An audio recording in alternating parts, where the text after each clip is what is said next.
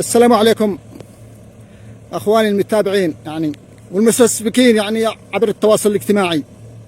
كما نلاحظ البلبله على الكنز من كنز،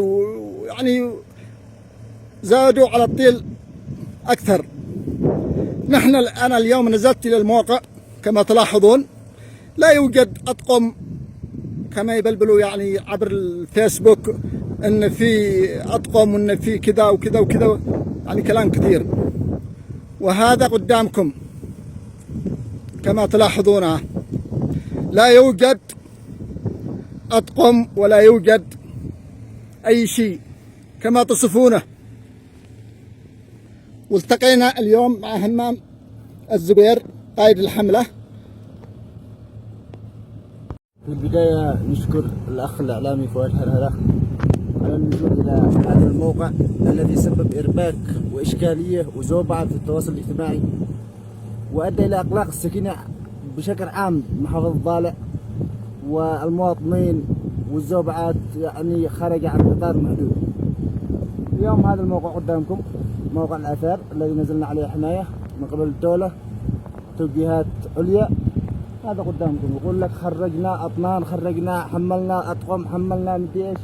هذا الموقع لازمنا نشتغل فيه، وبحاجة إلى وقت، مدة، فترة، لأن هذا الموقع قدامكم لا زالت ركامات، تجارات تشتي عمل، تشتي جهد. وبالنسبة اللي يقولون أطقم وحماية ومدقدقين بالسلاح وكذا كذا، لا يوجد أطقم سوى طقمي الخاص مع أفراري فقط.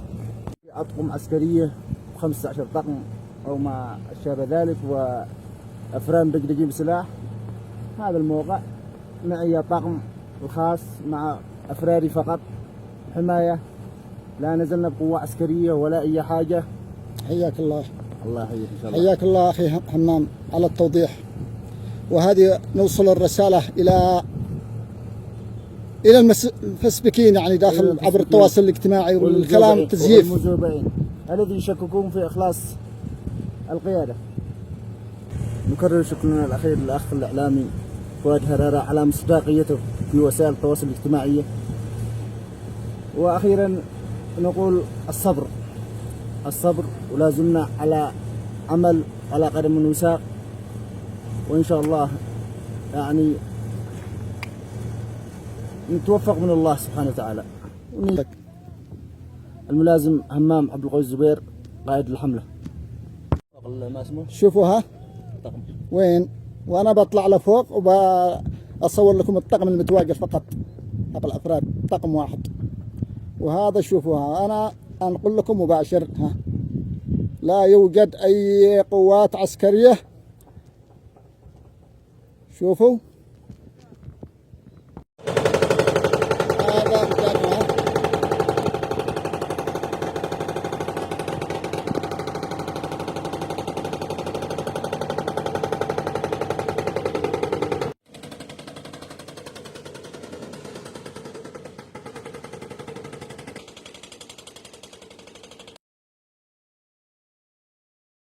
شوفوا هذا طقم واحد، لما تقولوا اطقم ومدري ايش، شوفوها قدامكم طقم واحد فقط، ودماء عسكر هنا.